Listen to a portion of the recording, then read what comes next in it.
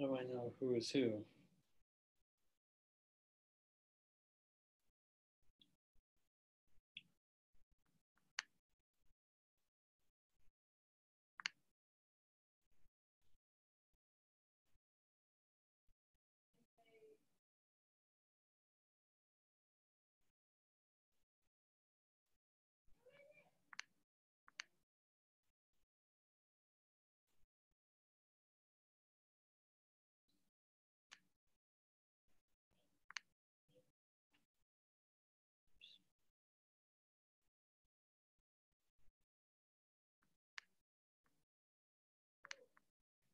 Ah.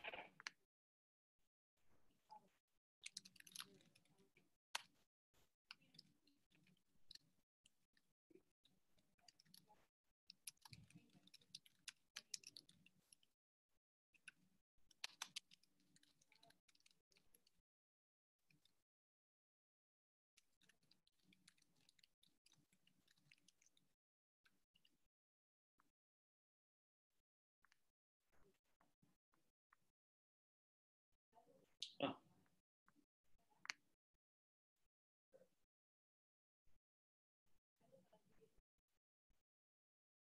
Okay.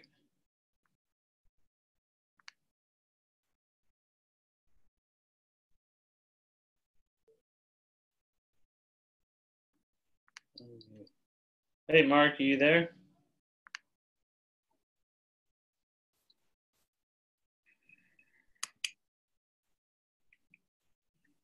Hey, Craig. Hey, Mark, are you there? Excellent. Can you hear me? I think, go ahead. Can you hear me? Yeah, I can. I had Okay. I had the volume way down, so yeah. Okay, great. Good. So I can make you a co-host. Great. And then you can manage people. And I'll Okay. admit Don.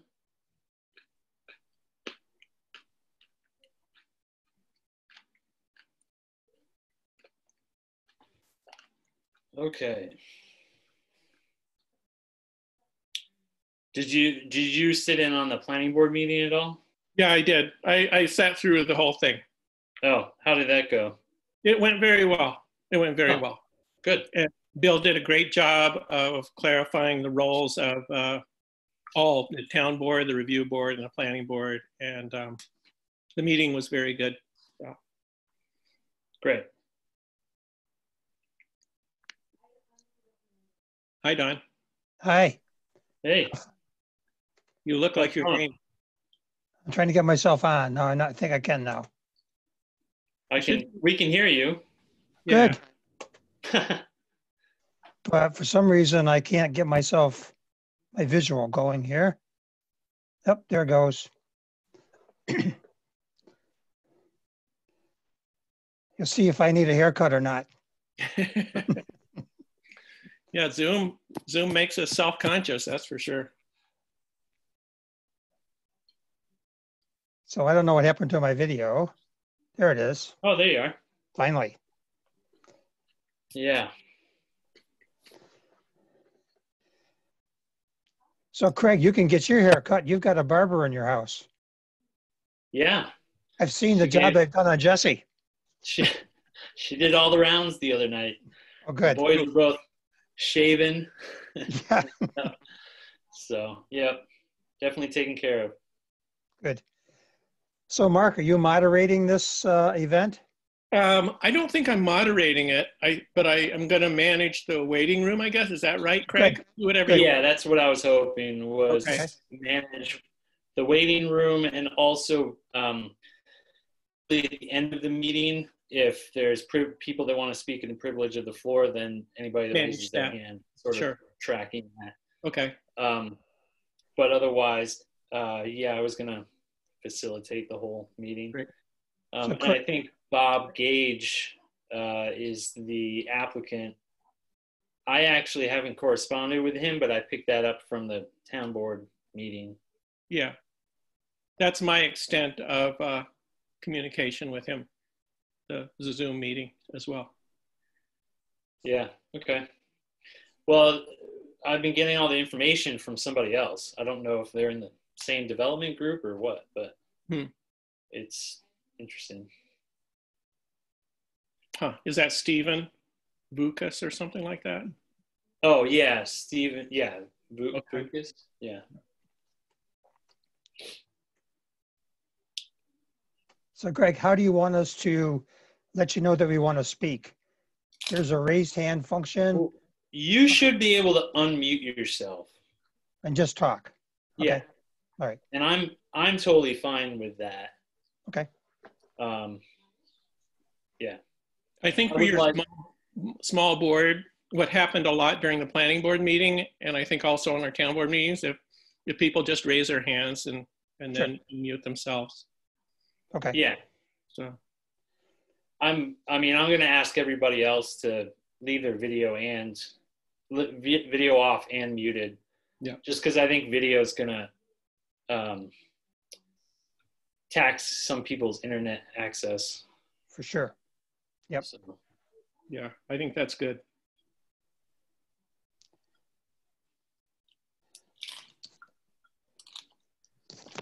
I'm not sure who iPhone is. I'm hoping the rest of the board has distinctive accounts. Yeah. But I guess at this point, everybody pretty much has my cell phone number, so they could probably let me know if something doesn't happen. It is kind of interesting. Why does it say 9 participants? Why can't we see everybody in the waiting room? Oh, I'll take a look at that. That's weird. My screen only says 3. But yeah, I'm not a host. Well, there's only 3 in the meeting. There's 6 in the waiting room, but I can only see 3 of the 6. Mm-hmm. So there you go. Scroll down. You can just, if you scroll, hey, Sue's waiting. I'll let her in. Oh, okay. Oh, I got to scroll down. I see. Is there a way to? That's so weird. Yeah. Oh, now we have 7 waiting. iPhone, Renee Farrow, Bob Gage, Dan Villanti, Alex. Yeah. Kathleen, Kelly McKenzie, Kayla Kaplan. Okay. Oh, there's more every second. It's getting to be that time, closer to 7. Yeah, they're streaming in. Huh, is there a way to?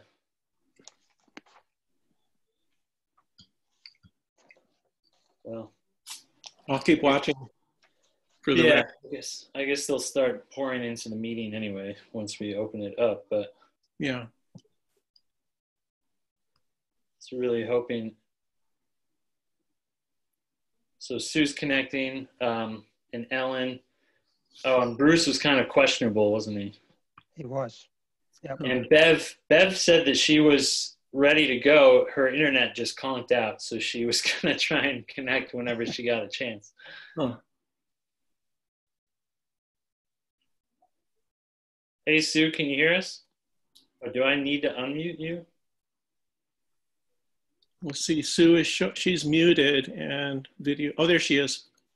Hi. Hey Sue, can you hear us? I can, and there I am. She is. Okay, great. Hey Sue. Hi everybody. Hey Sue.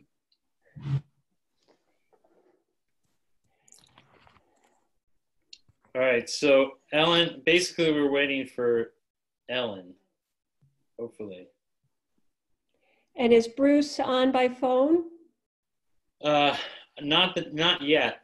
that I see. Unless he's the iPhone up there. Was he going to do that?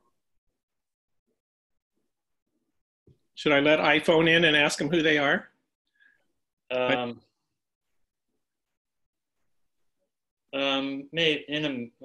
Maybe wait another minute. Okay. I wonder, should I turn off my video so it's just the board that shows? It's up to you. Okay. I kind of think that might be appropriate. Yeah. Yeah. Okay. So, okay. I'll be here, but you're not going to see my smiling face. Thank you, Mark, for your help. Yes. Yes, I appreciate your help. Yeah, me too. All the help is welcome. Thank you, guys. Let's see. Now, if I can just figure out how to do it. Oh, here we go. I got it. Okay. Yeah. Otherwise, I mean, I don't know if there's anything else we need to talk about. Is somebody taking minutes? Well, I was going to try and keep track of action items, or if, to be honest, Sue, if you or somebody wants to keep track of action items, that would be great. I'll try. Otherwise, supposedly we are recording this. I see a little recording. It is recording. Yeah, I see that. So I thought that was good, and a good replacement in case, it needs to be sent out or anything like that. And it's a good option as far as, rather than sending out minutes, detailed minutes of the meeting, is to be able to post the video somewhere and just have people watch whatever they want to watch. I think having action items is a great way of doing minutes. So right. But otherwise, action items, I don't necessarily see a ton of them anyway from this meeting, but I figured that would be good. Good. Yep, I'll try to keep track of those. Just a thought, regarding the recording, it wouldn't hurt to mention that the meeting is being recorded just for legal purposes. Yeah, that's on my list. Hopefully I remember it. But it is on my list. I've got probably 5 minutes worth of just stuff to talk about at the beginning. Housekeeping, yes, perfect. Great. All right, there's 26 people. 30. Yeah. So, Bruce Cota. Oh, that's not Bruce. He's a neighbor of mine. Oh, okay. That makes sense. Steve. I guess I don't see Ellen on here or Bruce. But I feel like we should start. Craig, do you want me to let in the iPhone first to see who they are? If it's Sure. Bruce? Okay, I'm going to let him in right now.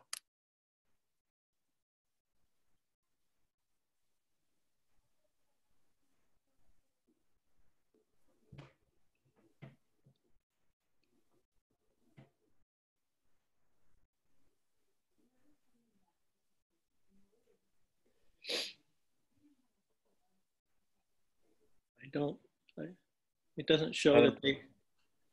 Somebody connected. I don't see that. Yeah.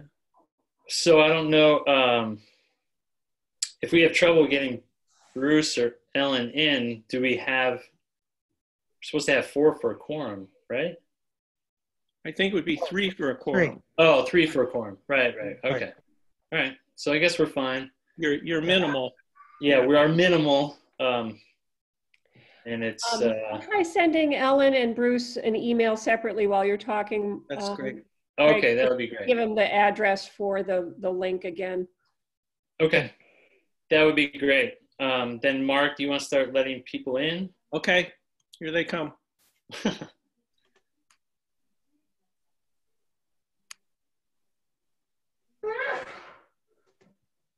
Oh, everybody should be muted. Okay.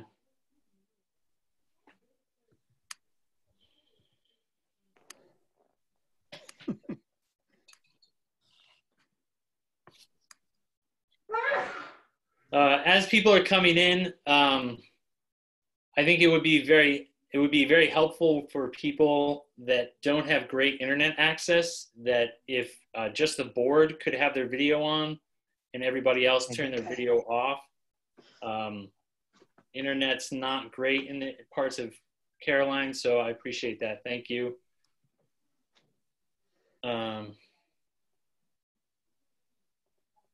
Everyone from the waiting room's been admitted. Okay. So everyone that's come in, just reiterate, it'd be great if everyone but board members could turn their video off. Because of slow internet access in various places, the video, there's too much, it really drags it down, slows down the connection. All right, looks like everybody's in. While we're waiting for a couple more board members, though, hopefully log in. There's some housekeeping to take care of. This meeting is being recorded, so just to be aware of that. The hope is to be able to post this somewhere on the town website so that folks that couldn't make the meeting can also view it through the video recording.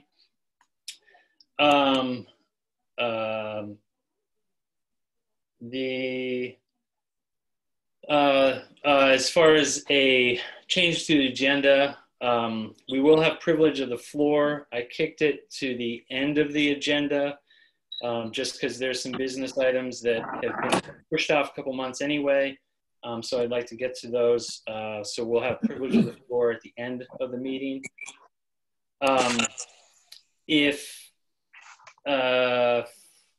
As far as people that are new to the review board or the process that we do, our role really is to review projects that come before us, land use projects.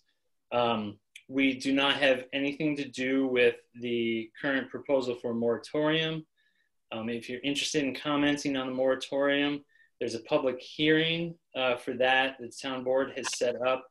I believe it's April 28th, and it'll be from 7 to 9 p.m. I assume that a Zoom invitation will be posted relatively soon for access to that. Otherwise, the review board, our role is to follow the site plan review law and the subdivision review law. And so projects that come before us, we use those two laws and sometimes special laws like the telecommunications tower law for a project last year. And we use those laws as the criteria for reviewing projects. Let me see what else. Tonight, I'm sure lots of you are here because you've heard that there's a sketch plan review or sketch plan presentation of a retail store locally on 79. Just to explain a little bit, sketch plan is a very specific preliminary project review. It's an opportunity to have a conversation with the developer and the review board. So they present, this is the initial presentation of the project to the review board. It's an opportunity for them to get initial feedback from us, but also an opportunity for us to make sure that they're clear with what's expected as far as a full application, because a full application typically with sketch plan has not been fully provided yet. Fees paid and all that kind of stuff. So there will be, there won't really be any actions taken tonight, no votes of any kind on the project. The sketch plan is really a preliminary meeting. As far as public comment on any project, we generally do have public hearings. For this project specifically, we will definitely have a public hearing when it comes to that time. We haven't set it yet. We haven't even gotten the real full application yet. So that will be set sometime in the future. obviously, if the moratorium goes into place, that'll affect the schedule, and we'll let people know as easily as possible when those meetings are going to be. If you have public comments on this specific project, the public hearing would be the best place to hear those comments. So I just want to put that out there again. If there are comments on the moratorium, which I understand is related to this project in some ways, that public hearing is a week from today, April 28th, I believe from 7 to 9 p.m. Okay, with that said, are there any other housekeeping from the board that you'd like to touch on that you think I missed? Just let you know that Ellen's here now. Yes, I see Ellen. Okay. Excellent. Okay. Then on my agenda, the first thing is a sketch plan presentation from the Franklin Retail Store. I believe Bob Gage and can we unmute you, or do you, Bob, can you unmute yourself, or do you need? Let's see. Yes, sir. This is Bob Gage. Okay. Are you going to be giving the sort of the presentation or sketch? Yes, sir. plan this Yes, evening? sir. I will give the initial presentation. I do also have Steve Vukas, which is my civil engineer. He should be online. If there are any specific technical questions, we will refer to him. Excuse me, are we supposed to have any video of Bob? No, there's Bruce. Hi, Bruce. No, that's Bruce. Great. So, Bob Gage, are you prepared to share your screen and do a presentation that way, or how did you want to do this? Typically, we would have hard copies in front of us and we'd all be sitting around a table, but obviously things have changed a bit, so you let me know what's best for you. Yes, sir. I was hoping that you did have a package that we sent in and everyone had copies of the preliminary site plan. Yes, I do. And I actually, if I can pull them up, I can try and share my screen with the package. That would be great. That would be great. That would be great. And Craig? Yes. This is Steve Vukas, work for Franklin Land Associates. I sent you over yesterday a color version that might be helpful, a render. Yes, I have that as well. Okay, that might be a good one to share. Okay. I'm sorry, and we do not have video of those two gentlemen? Well, I was trying to limit video a little bit just for those who have slow internet access. And if I'm the one that's going to be sharing my screen anyway, then I don't know how important that is. But we can make that happen if you feel like it. So.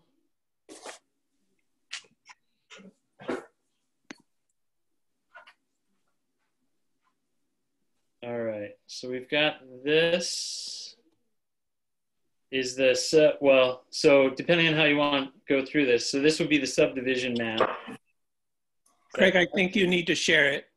Oh, I thought I did. No, I'm seeing. Right now, It's your desktop, but if you choose that application and then go into Zoom and share it, I think. You have to open what you want to see and then do share screen. How about now? There you go. That's much better. All right. Do you also have the colored one? Yes. That may work a little better for this. What you're seeing now, that is the plat. Basically, it's a 2-acre site located south of Slatterville Road, New York State 79, State Route 79, 900 east of Landon Road. So it's a 2-acre tract that we are carving out of a larger parent tract that is 31 acres.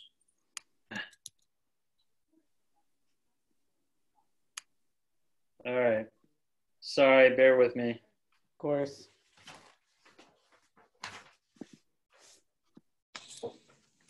I'm trying to share.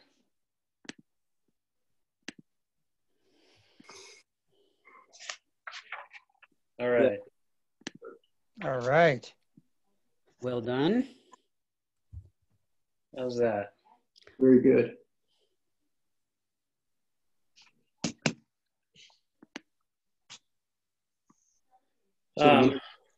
Yeah, so that's a general site. And your disturbance is going to be the full site, essentially? It's going to be a little over the acre that basically was the limit that kicked us up into the site plan review. So we will be disturbing over an acre. What we're proposing is a 9,100 square foot retail store, 30 parking spaces, drives, associated utilities. There is no septic here, or there is no sewer lines here, so we are proposing a septic system. Also, there is no water, so we will be providing a well for the project. There will be one yard sign and one building sign. Stormwater detention facility, you can see at the south side of the building. It'd be on the bottom of that sheet you're looking at. That kind of oblong circle there at the bottom, that is water detention. There is a trash enclosure, which is just to the west of the southwest corner of the building. There's a square there. There will be 2 dumpsters there. That is in an enclosure that is a 6 foot tall wood privacy fence with gates on it. And let's see, we are proposing 30 parking spaces. Okay. Have you been in communication with the DOT? Yes, sir. We have submitted the initial submittal to DOT. The responses that we've got back is they don't have any issues with the location of the drive. They didn't see any problems with what we were asking to do. We would now move on to the stage 2 review, which we would make a full submittal to them. If you see at the entrance into the site, there are red dash lines going east and west from the drive. That is a preliminary site distance that we have put together. To the west, we are looking at plus or minus 2,000 feet of site distance. And to the east, we are looking at plus or minus 900 feet. So we've got plenty of site distance in both directions. This is a 45-mile-an-hour speed zone. I believe that the requirement is 450 feet. Steve, correct me if I'm wrong there. About that, yeah. So we have more than 3 times what is required as far as site distance. So okay. All of the trees that you see on the east side, you see that grouping of trees that run along the east property line, those will all remain. We try to disturb as little as possible. We will obviously, if there is a landscape ordinance, we will meet that. We plan to meet all of your ordinances. I don't think we have any issues with anything at this point that we have researched. Be more than happy to answer any questions if you have any. What is this right here? What's right where? Oh, so you can't see it, I guess. What's in the on the east side towards the top? There's a section of the trees that have been cut out. It looks like there's maybe a pond or something. The little there's some surface water and a conveyance system from across New York State Route 79. There's a pipe that runs under New York State Route 79, and then it travels southwest and then south. So we'll be avoiding that whole, that small water course there. Oh, I see. It travels, the water course travels through the wooded or treed area. Yes, yeah, it's kind of like a brushy type of condition there, yeah. I have to say it is extremely difficult to make anything out of these, you know, we all got the PDF, or at least I did. And it's very hard to work with something at this scale, given my eyesight and what's doing. So I have a lot of questions about what some of the lines are on some of the different pictures we've gotten. I don't quite understand what I'm seeing. And I'll be more than happy to try to answer your questions. Well, how do we look at the same piece of information at the same time? Well, I can try and navigate around the site map. Does that help to make it larger? It might, although some of my questions were on other pictures that we had. Now, when Steve was saying that they were only going to disturb a little over acre, the green area on what I'm seeing now is 2 acres. Is that correct? That is correct. And the only area that's undisturbed are the trees area, correct? And to the east of that treed area, correct? That is correct, ma'am. And if I could, I said that we exceeded the 1 acre disturbance limit, which kicked us up into this review process. We are disturbing more than 1 acre.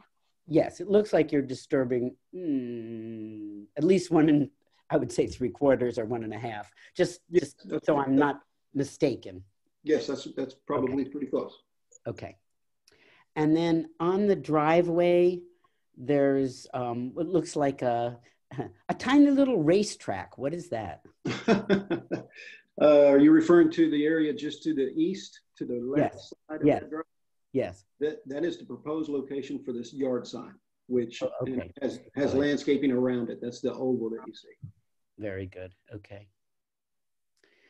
And what is in the small print just to the west of the main body of the store? There's kind of a rectangle. That is the proposed septic location. Okay. And I believe we already have a septic permit. Steve, is that correct? We're working with Tompkins County on the septic permit. Okay. So that initial submittal has been made. Yeah, we've had started communications with them, and they've advised us what type of system they want, and that's what we're proposing, and we'll submit to them. Okay. And the well, where's the well located? That is to the southeast. It's kind of, we have to maintain 200 foot of separation from the septic system, and that's what we have. It's I'm not sure if it's showing on this plan. It'd probably be part of the utility plans that you guys received a full package of 12 or so sheets. It's should be on the utility plan. Well, it should be, but tell me more if we're looking at this green thing, where it is. It would be south of the building. South of the building. There's a retention pond south of the building. Yeah, there's room between the building and the detention pond, and it would be in that space. You see that line, that dashed line, kind of towards the bottom. That's the stormwater basin area treatment. It's in between that and the building. Okay.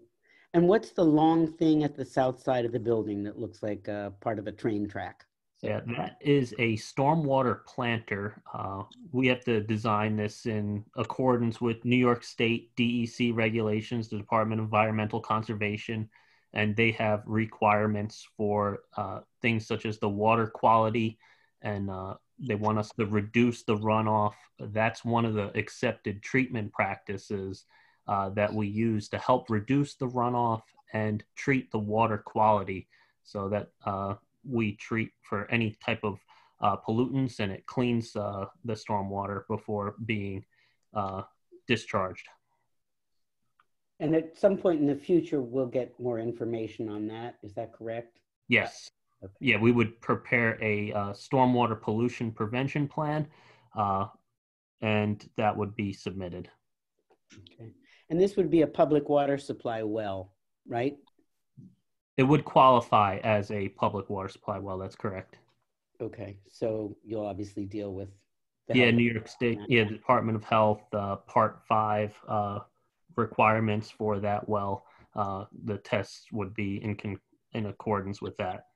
Okay.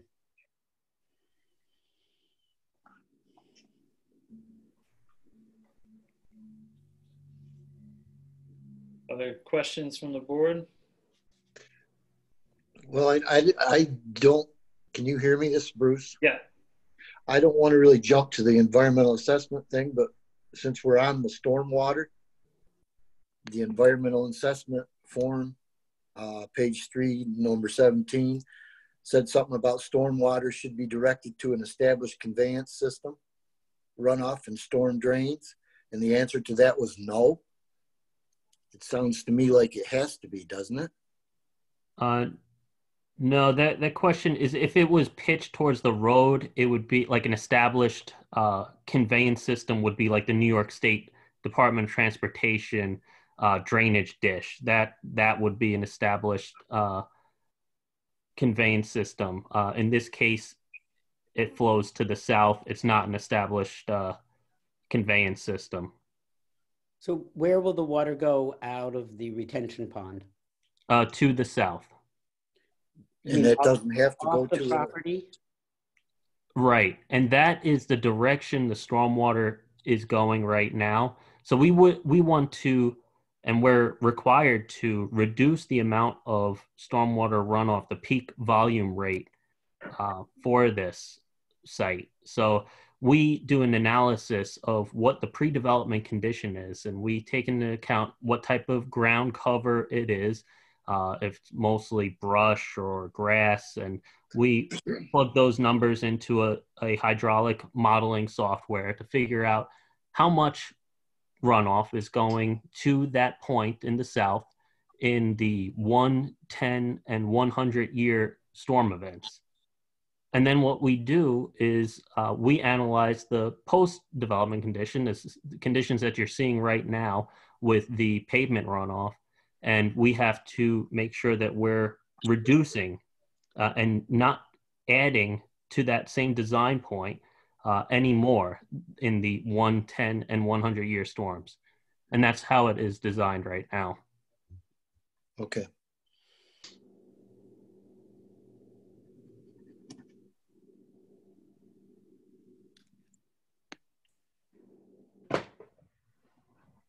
Additional questions?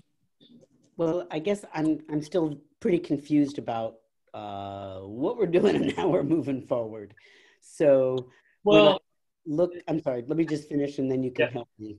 When I look at so as far as I can see, this proposal falls both under the subdivision law and under the site plan review law. Do we agree with, does everyone agree with that? Right. Yes. Yes. Okay. And do our applicants also agree with that? Yes, ma'am.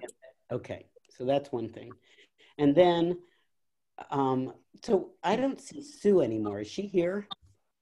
Yes, she is. I'm here. I'm just not saying much. Okay, no, I didn't see you. There were too many windows open. And so it will be necessary for the applicant to address all of the criteria that are in each of those laws, correct? Okay. Yes. And at this point, to my sense, they have not fully addressed everything I would want to see in terms of whether they meet or do not meet those criteria. Is this when we're going to be talking about that, or where are we? Yes, so this is the point at which if there's additional information that we need and or is required by either law, then this is where we want to point it out to the applicant so that they can provide it in their full application for the project. And then we can start that way. The next meeting would be accepting the application, making sure that we have everything that we want to see, potentially declaring lead agency on seeker, and we start getting into that sort of process. And then we have to, at that point, then that notice has to go out to any potentially any agency that's potentially involved or wants to be involved as far as our lead seeker agency notice, and then go through the process like we have before. Does that make sense? Yes. So just like everything else, every other project we've had before us, this one's slightly different. So we're always asking or looking for potentially slightly different things. And so this is a good time to ask them for anything else that we want to see provided. Well, I mean, just going off our sort of normal checklist, we need an ag data statement, and I will send that to Steve and or Bob for them to fill out. They've submitted a short form as far as the EAF. We need probably a copy of the communication with the DOT, so that we have confirmation of the initial approval. What else? Craig, if you go to the subdivision law, section 803 gives a pretty clear written description of all the things that we need. So there's existing conditions and proposed subdivision conditions. And then if you go to section number 4.034 of the site plan, there's a similar checklist of things that are needed. And the vast majority of that information has not been submitted. So I would direct our applicant to review those and then supply that information. Or if they feel that for some reason they need a waiver, then they need to address us in writing as to why they need a waiver for not supplying some portion of that information. So I don't know if Bob or Steve have looked that over, but if they have questions for us about what's required, then we can answer those questions. But it's stated pretty clearly in those two laws. And from my perspective, there's a long list there. There is. And that's, as you say, guidance for what needs to be included. And in terms of the site plan law, the review criteria, Article 3, so it's section 3.010, site plan considerations. And they need to address at least these and anything else if we think we need it. They need to address this, but it's not limited to this. And a lot of that is redundant between the two laws. But in terms of the site plan law, I think, to me, one of the biggest questions that I have is the consistency of this proposed use in this location with the existing town comprehensive plan. Now, I know that there's discussion tomorrow of the town board about whether they want to consider a moratorium until the revised comp plan, which is in the works as we speak, whether they want to propose a moratorium on commercial development until that happens or doesn't happen, whatever. But regardless of that, to me, consistency with the town's comp plan is a big question mark that I have.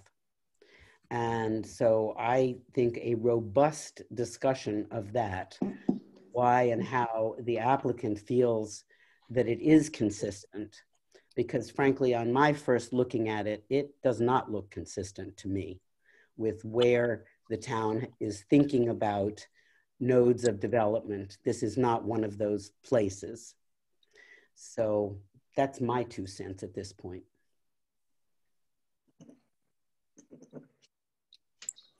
So I'll just add to that, Ellen, that the attached with both the subdivision and site plan local laws are some local law design guidelines. that have been adopted by the town board. And within those guidelines, which are roughly 20 items, there is a discussion question about how the proposed plan works with the comprehensive plan. So the developer, in this case, should be responding to those 20 some odd questions. And in that, they will have to talk about, is the proposed subdivision or site plan consistent with the town's comprehensive plan? So that's a requirement. Where can I find that? I probably got it and just don't have it in front of me. I don't know. And does the applicant have that? So I can't speak to the applicant. Craig might be able to help us with that. They are, and Mark, you're on the line. Maybe you can say if it's on the town website or not. Yes. But it is. So it's on Yes. the town website. So it's on, right now it's on the review board page, both the local laws and the design guidelines for each subdivision review and site plan review local laws. Great. Yes. Also, I'll just chime in to say that unless I'm forgetting something, I don't think there's any town board meeting about this issue tomorrow. So Okay, sorry. No, it's next week. Well, there's the public hearing next week. right. Thank you.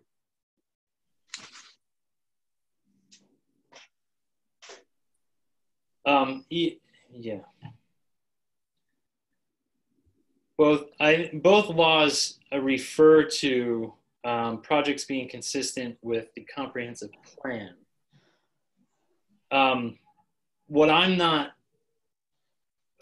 I don't fully understand is the comprehensive plan, at least the 2006 version that I've read, and I haven't really seen the newer version, the revisions.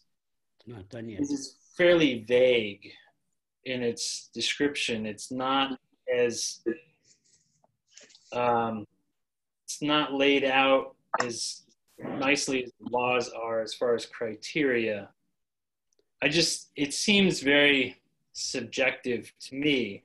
Maybe I'm reading that wrong. I was going to say that to me is not the discussion for this moment, to be honest. I mean, I think we can argue about that if we see fit. Yes, I agree, except if it's being brought up as a criteria to use as a review in the review process, then how do we use that criteria? I think we can discuss that, and if now's the time, that's fine. Personally, I'm not sure it is.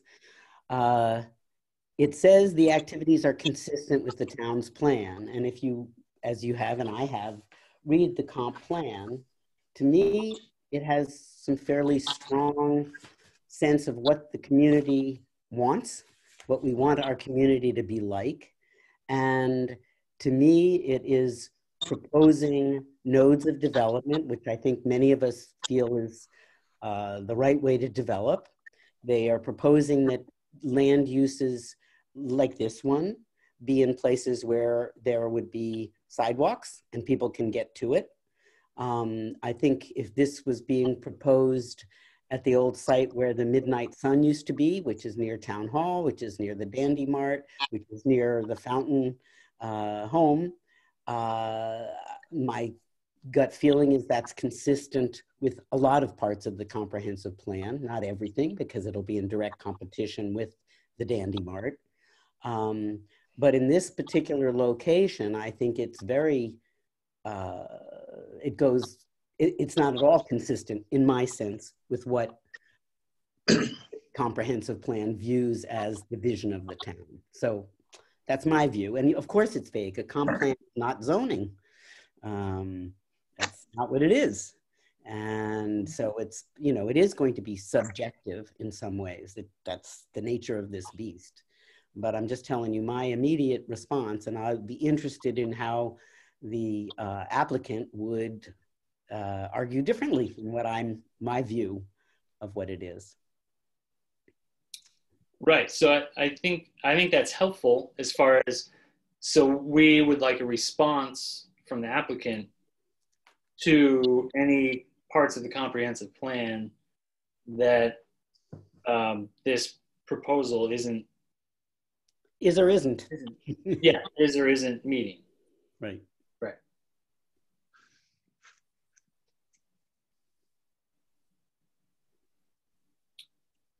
Are you asking for a response now? No. No, I'm not asking for a response now. I think you Great. need to provide something in writing. Yes, sir. As a response. So this would be a good time if you have questions about what it is that we're asking for. I think this is a good time for you to ask those questions. Understood. We will review further and we will make our full submittal. I don't believe we've got any questions at this point. Okay. So Craig, I have one question for Bob. There's lots of rumors about the commercial retail establishment as to what it might be. Can you tell us what stores you're looking at that would be cited here? Well, it is a 9,000 square foot general store. I'm not sure that the end user, the name of the end user really has an impact on a sketch plan review. So you're not going to tell us? How did you, yeah, I'm sorry. How did you come up with 9,000 square feet? That is dictated by the retailer that we're using. Okay. I'm trying to think, what stores do I know that are that kind of size? Well, it's a general mercantile. I'm not sure that I'm not positive why the name of the store would make any difference. No, I'm not looking for the name at this point. I'm looking to try and get a sense for what a 9,000 square foot store looks like. The size of it? Yeah. It's 130 feet long and 70 feet deep. Okay, 130 by 70. That probably helps me a bit. Thank you. Yes, ma'am.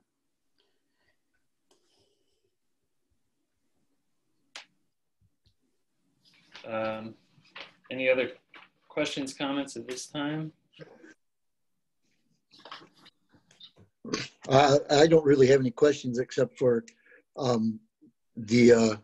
when will we go? Will we look at the environmental assessment form at all? Not tonight. Oh, yeah. Yes, we will definitely go through it, but I don't think. Okay. No, that's fine with me. I just asked. And the other thing is, I agree with Ellen on if you look at the comprehensive plan, because I was part of starting the review on the comprehensive plan, and the development of this sort was to be in the towns, and so on and so forth. And if 9,000 square feet is dictated by the person who is going to have this business, then I think we should be able to know what the business or who the business is.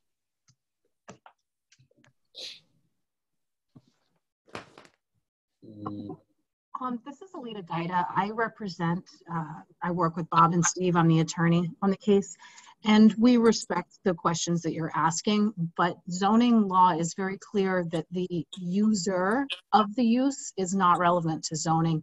It's only the land use, the retail store use that is to be considered, not who is operating it or the details of that operation. So that's where we're coming from, essentially. Okay. That makes sense to me. Yep. So Craig, I have a process question. One of the first things that needs to happen is determine who will be the lead agency on seeker. And at this point in time, we have a very sketchy sketch plan that's incomplete to even to answer many of the questions that are in the interlocal law. So should we be entertaining, discussing who is going to be the lead agency for seeker now, or wait till we receive more information from the applicant?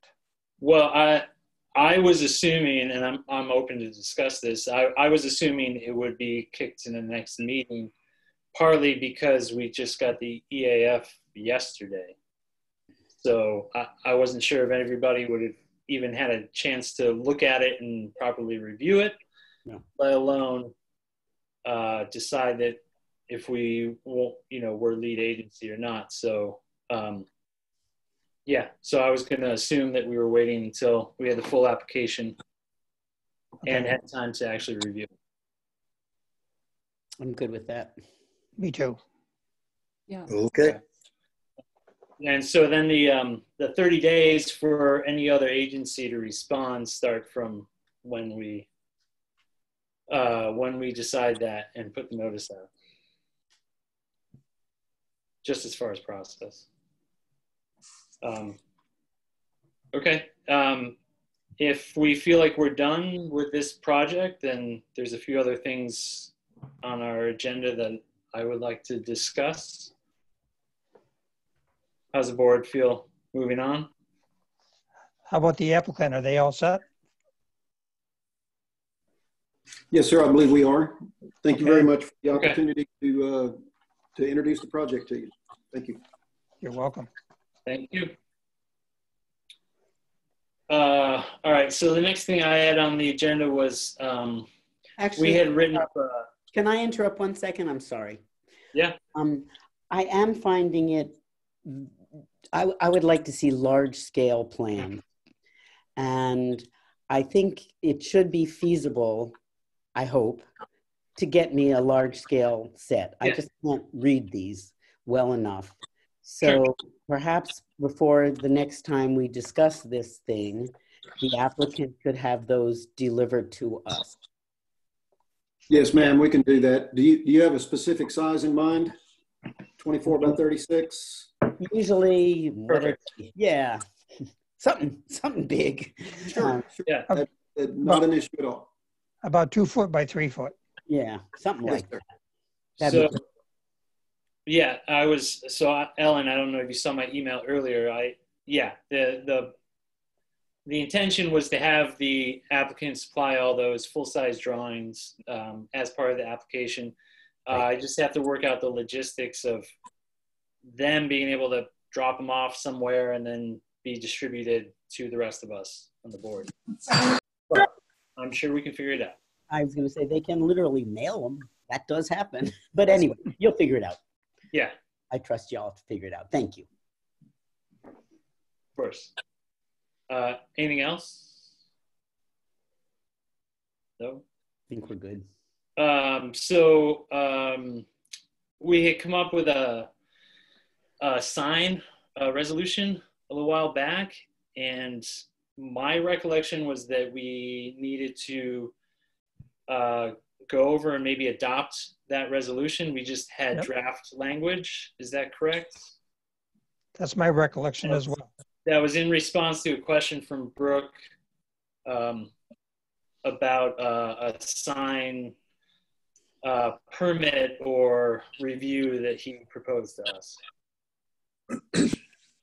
All right, let's see if I can share my screen and pull up the wording, the draft wording for that resolution. Would that be helpful? Yes. All right, hold on.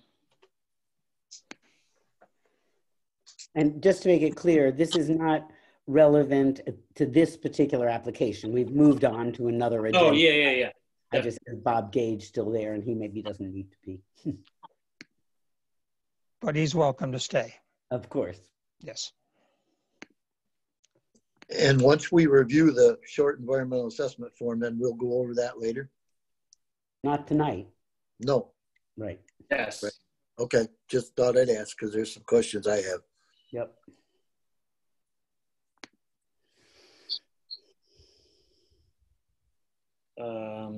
No, this is the wording that Don came up with, isn't it?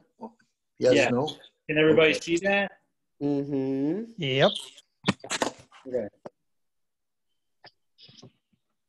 So this is, yes, the resolution for the sign at the Brookendale Bible Baptist Church.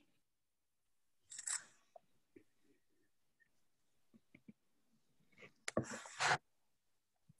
you want me to read through it, or is everybody just reading it? I can read it. Okay, good.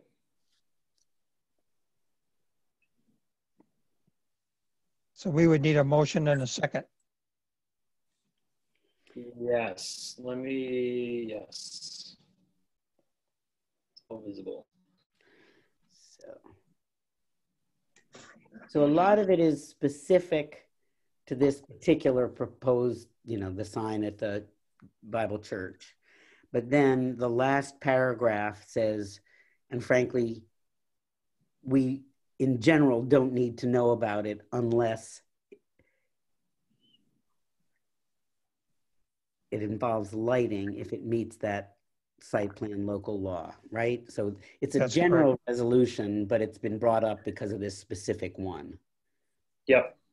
Okay, that's the only thing I find a little confusing is the specifics versus the general. But I don't disagree with any of it. Yeah, it's the intention was to be specific to this project, but also that we don't really need to see signs, you know, anything that comes with a sign unless it's involved with other parts of the site plan review. Yep, or it's lit. Mm-hmm. Yeah, just so that Brooke has something in writing that says, you know, you're welcome to deal with signs on your own. We don't need to really see them. And that's all that's going on.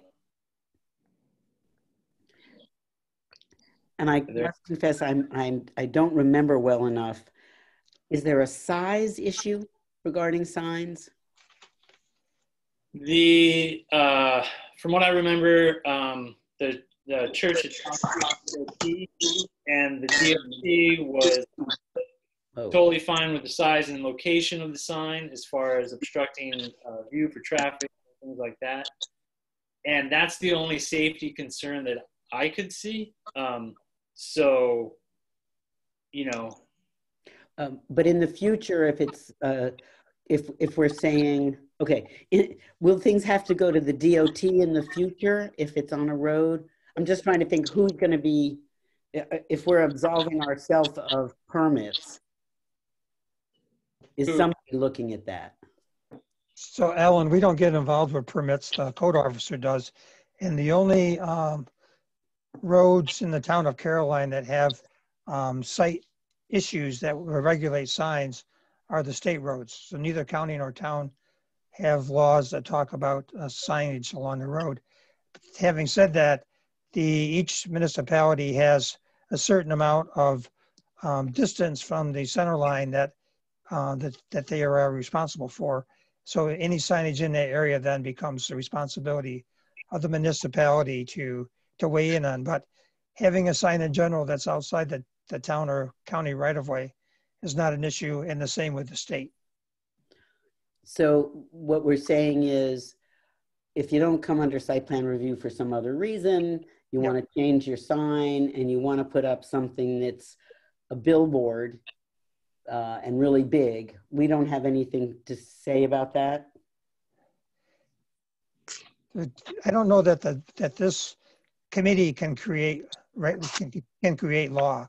So if it falls under section 2.010 subsection 1 of site plan, that's the only time that signs are mentioned, and that's where we would be engaged, and we shouldn't be looking for ways to become engaged with other signs.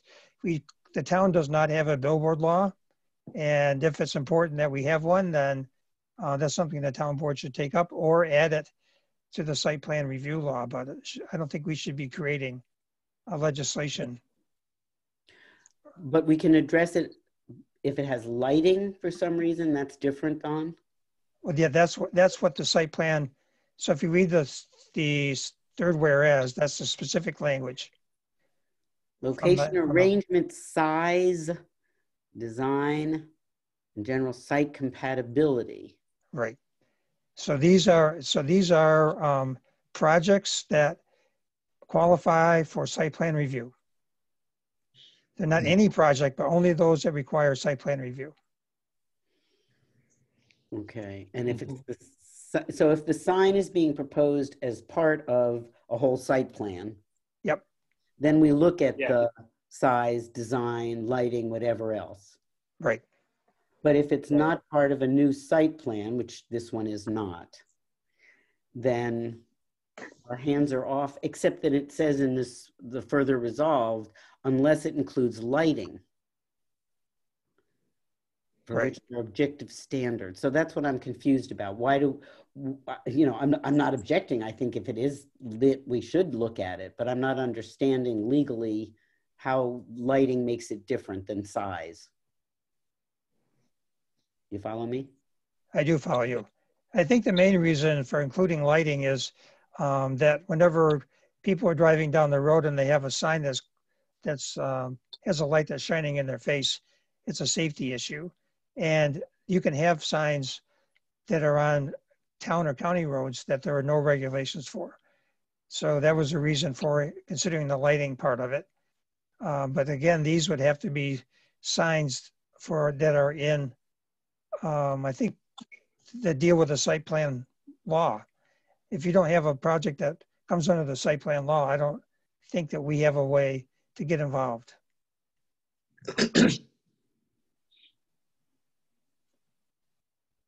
That isn't what the last whereas further resolved says, is it? I'm a little confused. Well, I was trying to look for the place in the law that deals with lighting. It says 3.02.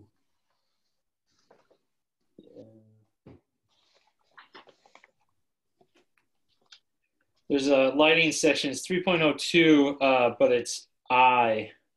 Yes, it is. There's a whole section on lighting, exterior lighting, luminaires, and lighting, and that it be turned off. And, you know, so there's a list of criteria as far as lighting, and with it being exterior lighting, especially close to the road, I think it does create a different situation for the sign versus just the sign in there. Does that make sense? It makes sense to me from the point of view of it matters and we ought to be thinking about it. I don't understand how and whether it makes sense legally. You know, either if it's not, suppose this Baptist church sign was going to be lit. Forget that it's on DOT, forget DOT, let's propose it was somewhere else. And it's going to be lit. Do we have the jurisdiction to look at that if that's the only thing they're doing? Does that make it fall under something that we can review? You know what I'm asking? Yes, I think I'll try to answer that.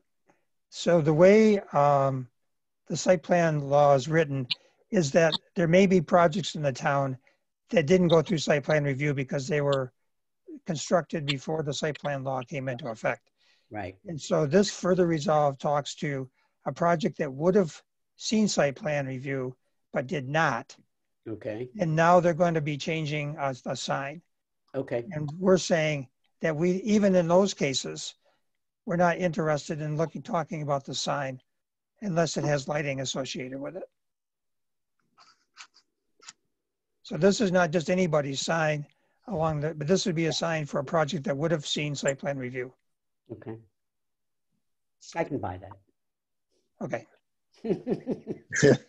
Gotcha. So moved.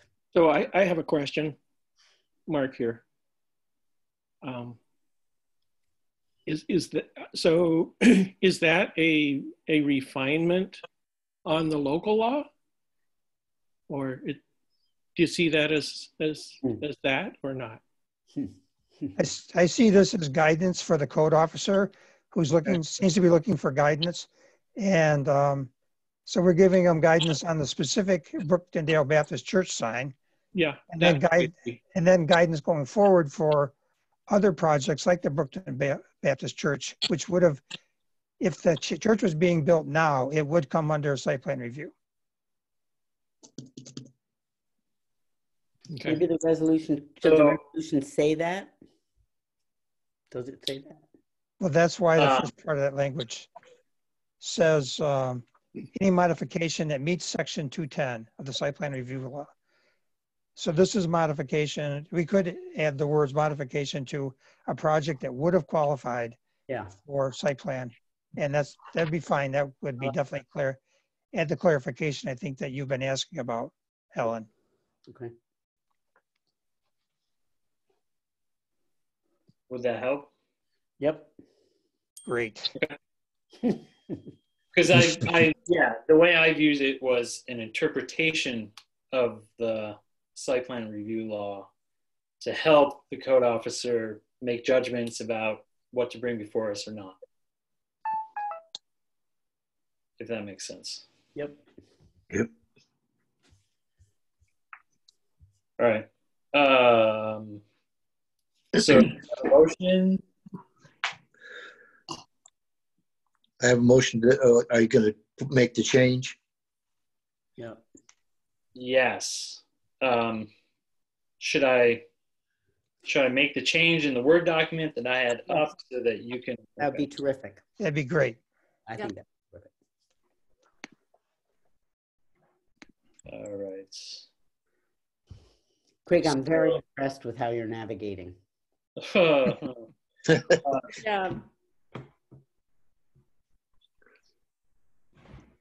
But not.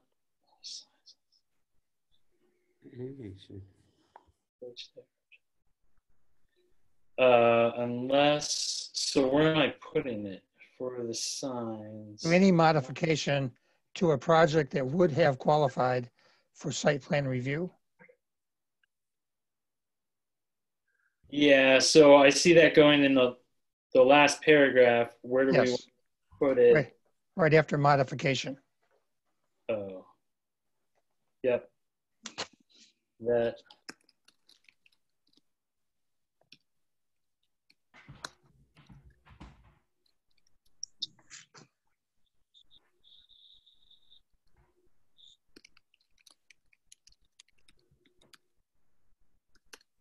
Something like that. And then put the word and. Yep. There you go. Yep. Okay. So do we have a motion? So I have a motion that we accept the review board resolution on the sign as it's written now. I second. All in favor? Aye. Aye. Opposed? Excellent. I would be an aye. All right.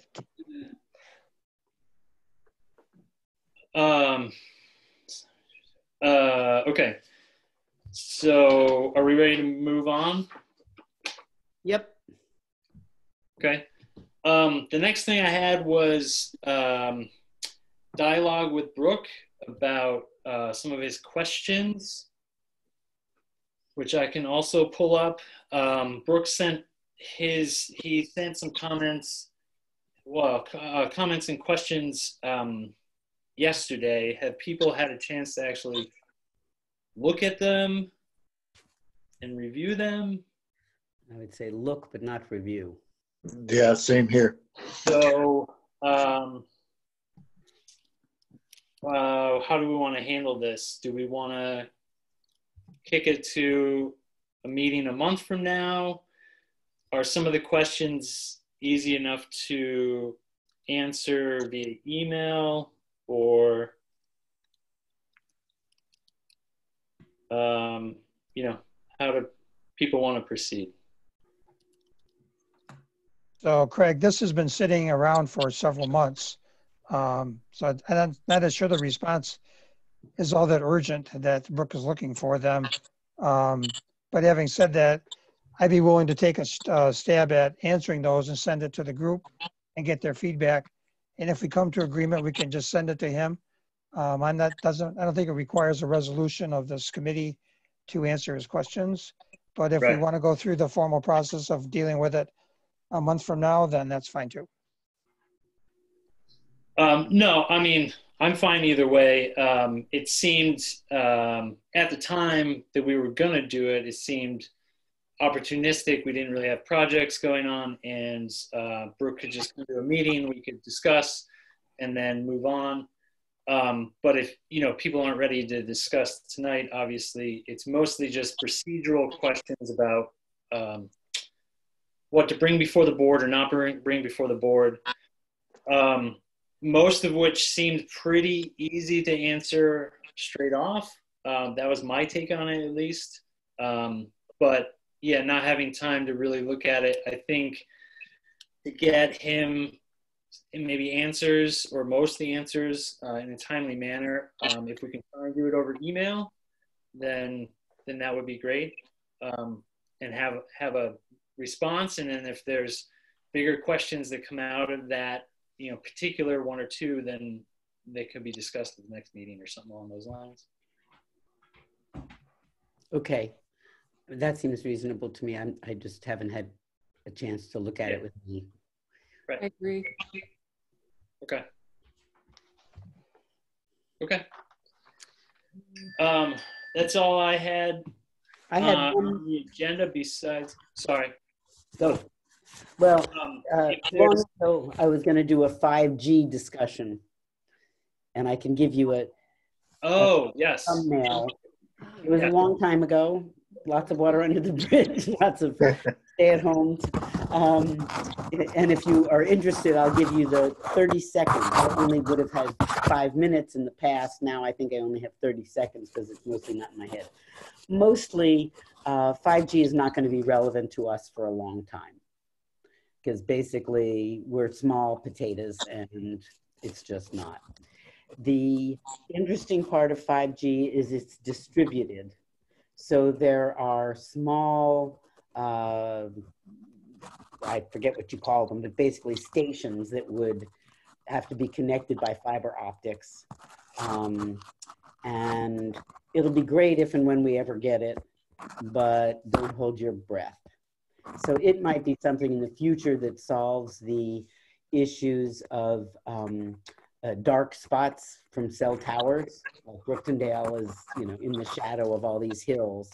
And it's the kind of thing where if you had something where it was brought down to earth from satellites to cell towers, then it goes from there through fiber optics to these 5G basically relays. At least that's my recollection of what I understood from it. So some year that could be relevant, but it's not going to be relevant to us now. The short and the long of it. Yeah. Thank you. Thank you. Okay. Were there any other topics before I would like to get to privilege of the floor at the end of the meeting? Before I do that, are there any other topics that board members would like to discuss or bring up?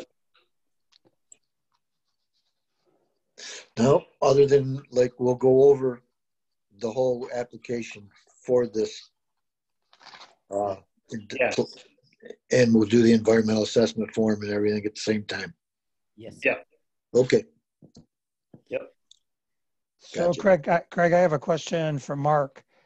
We received a couple months ago a sexual harassment training certification. Is that still going on, and what's the expectation for that? Well, the expectation was for each board to do that. And I think I gave links for the online training. And it's just having people do that individually. And then I did I had Velvet create a certification form for the town of Caroline. So that is something we're supposed to do every year. All volunteers of the town, all employees and town officials. So that's the expectation. I don't have anything organized as a group event. It's pretty easy to do on your own. Just and you set an ideal deadline of May 1st, was it? Something like that. But so that was just trying to, in order that people not forget about it, but it can be later too. So that has completely slipped my mind or into another junk folder or what. Is there a place where we can see those links just to take care of Yeah, I'll dig it up and send it out tomorrow. So okay, great. Okay, thank you. Thank you. You're welcome.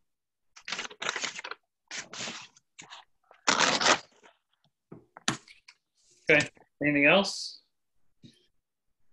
Nope, thank you. You did a great job. All right, so I will open up privilege of the floor. I believe you should be able to, anybody from the public should be able to raise their hand. Lower right of participants. Yeah. Okay. If you would like to speak.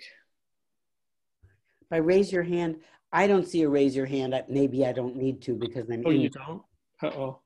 So, Yeah, oh, if you, on mine, if you click more, and then it should give you an option to raise your hand.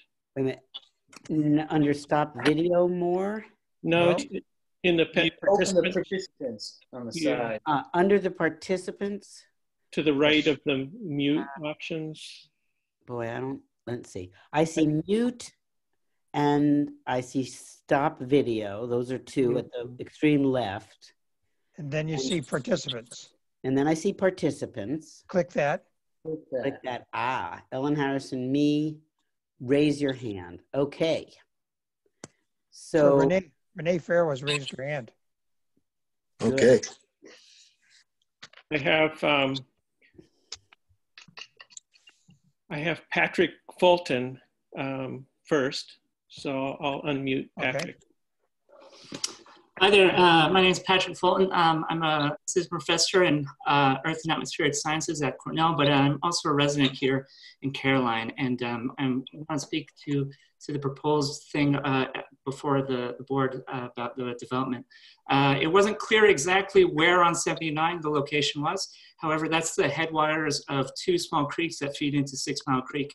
And I was concerned a little bit by the drawings that they had a very large detention pond.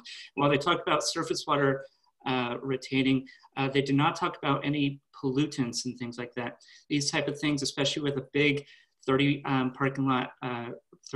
space parking lot can concentrate salts and things like that can impact the groundwater and can get into the stream water. So I would advise the board to make sure that they think about that in addition to the community effects, that a 9,000 square foot general store of the size of a Dollar General or a similar type of thing of that size would have on this community.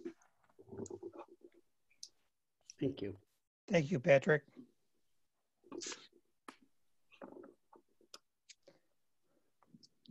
Anyone else? Yeah. Okay, I've got Paula Welling. I'll unmute her now. Great. Hi, I'll be super brief. I'm new to the community. My husband built a house here on Landon Road, just down the road from this proposed development. You can dance around what it is all you want, but it's pretty clear what it is. And I can say that this is just not the type of establishment that drew us to this town. We were drawn by the beautiful surroundings, the strong local community, vibrancy of the community, and this is just not the kind of development we need. We don't need another one in Ithaca. There are like 5, 8. I want to say strongly, don't support it. Thank you, Paula. Thank you.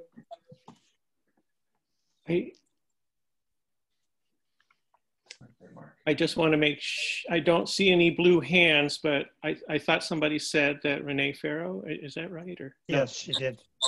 She has a yellow hand. Okay, now I do see a hand, Barbara Newth, so I'll unmute her. Okay. Oh, and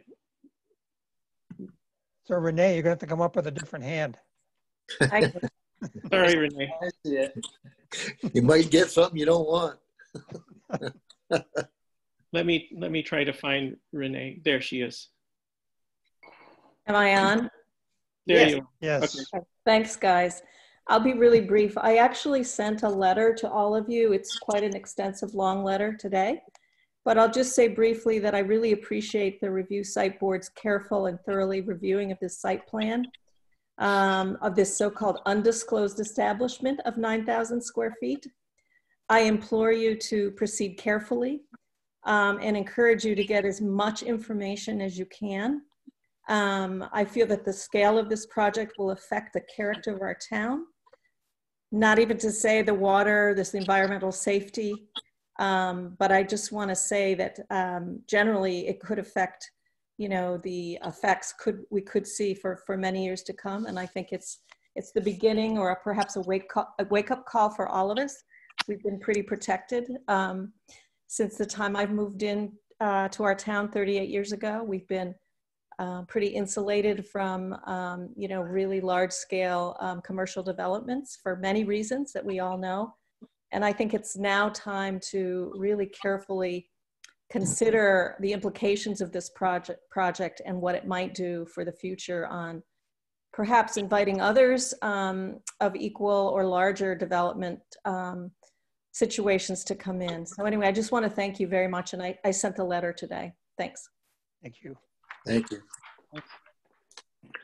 Can I interrupt and ask a question of the rest of us? Because I think that what Renee raises is a legitimate concern.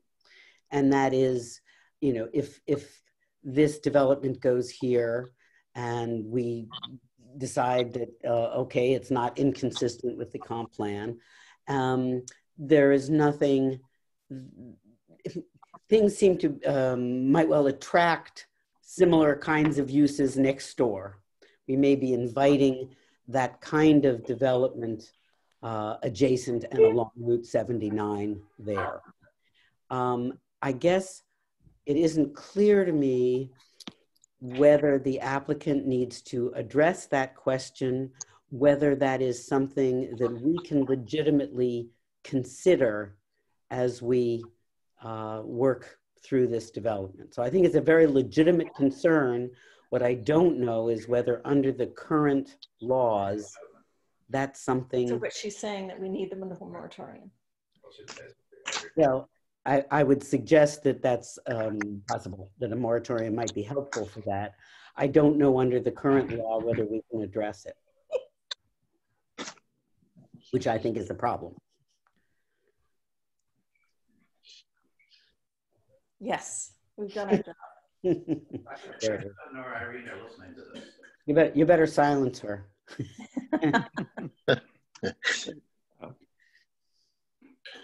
Are you ready to hear from Barbara? Yeah. Thank you, Renee. Thank you. Will someone please mute me? Okay. There you go. Will do. Okay. Hello, this is Barbara Duth. I've been a resident of the town of Caroline for over 30 years. And I too want to express my appreciation to the board for taking this process seriously. I do want to reiterate some of the comments that were made earlier about the importance of being consistent with the comprehensive plan as it exists now and the comprehensive plan as it is being redeveloped.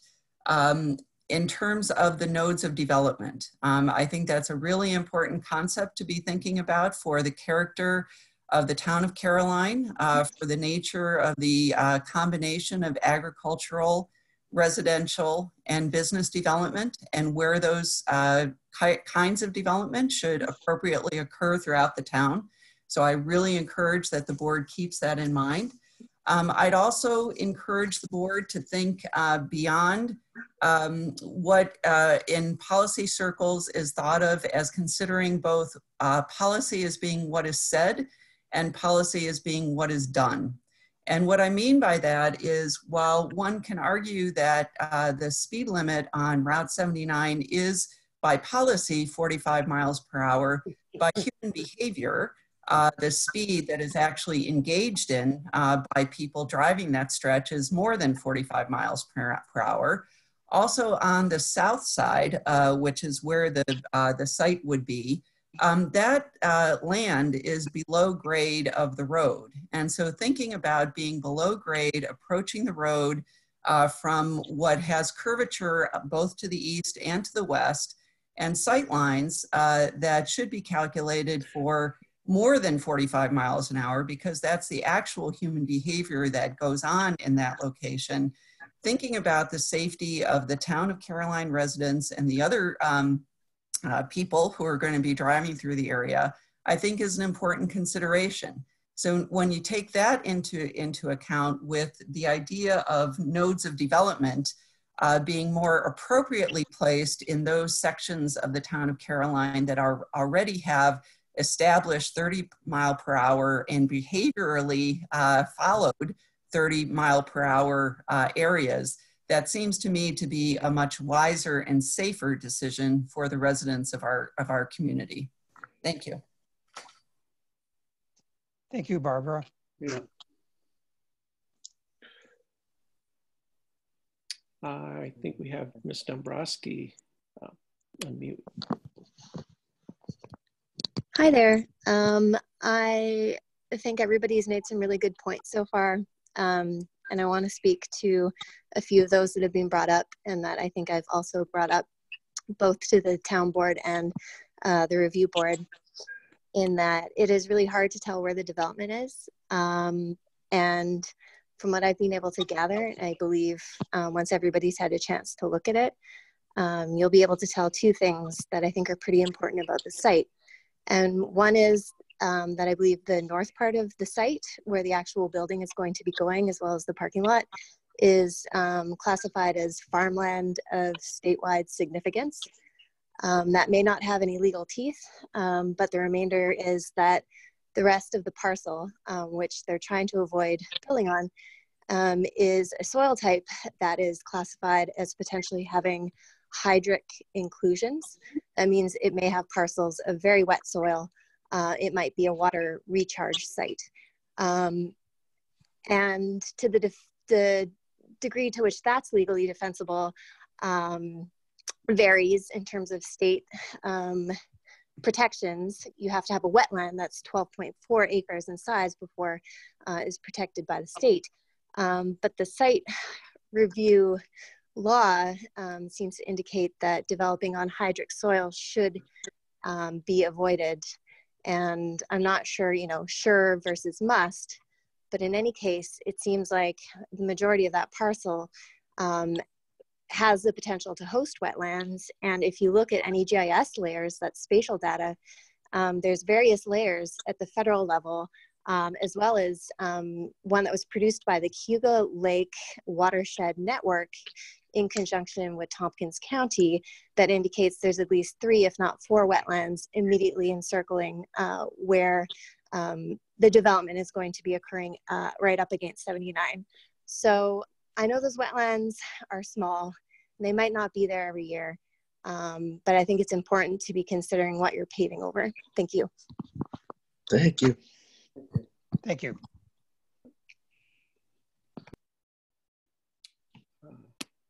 Rebecca Schillenbeck. Hi, can you hear me? We can. Yes. Yes. Thanks for all the good work that so many people are doing on behalf of our town here. I just have 2 short points. The first is that studies have shown that corporations based far away from the towns that they want to come into are generally wealth extractors rather than wealth creators. And so I'm very skeptical about the long-term benefits to our town of this proposed development.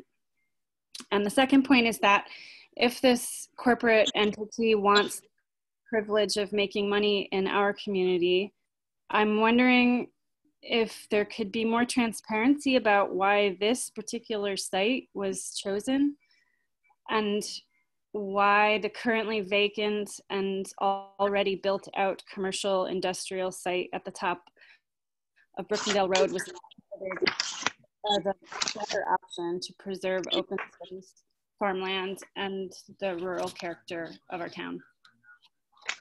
Thank you. Thank you, Rebecca. Can I ask a question of the board? I think, as with the cell tower thing that we looked at, we wanted to ask about, hey, why didn't you choose other sites? There were perhaps better sites. And basically, we kind of couldn't. That wasn't something we could demand of them.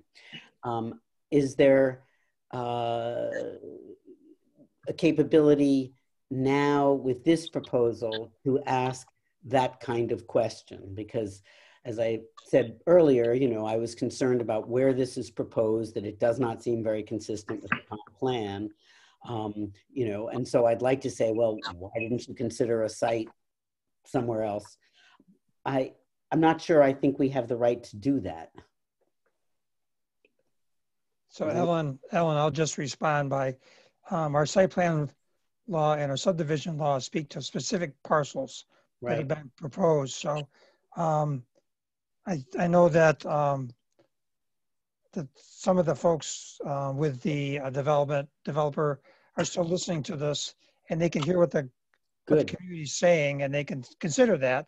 But not sure it's anything that the review board has a say in or can bring up. Okay.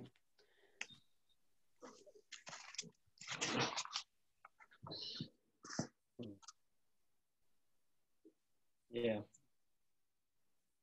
Are there any other raised hands? Let me look again here. I don't see any. I don't see any either. Anybody there has a question, raise your hand or comment.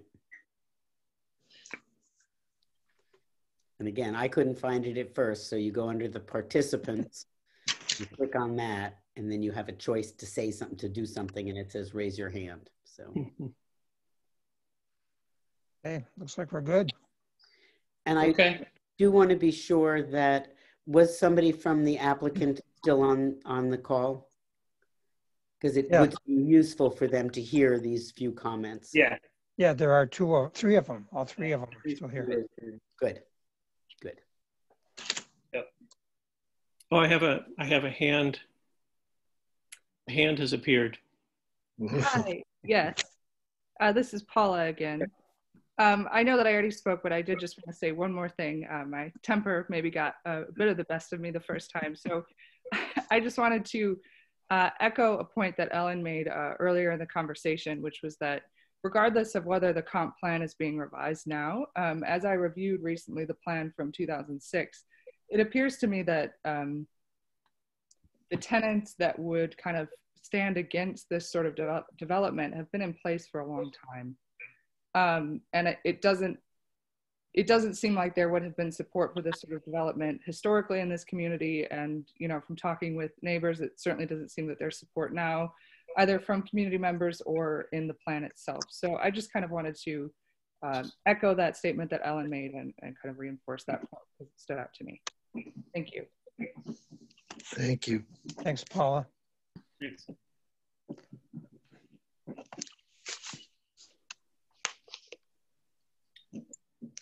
Okay. Any others? Anybody else?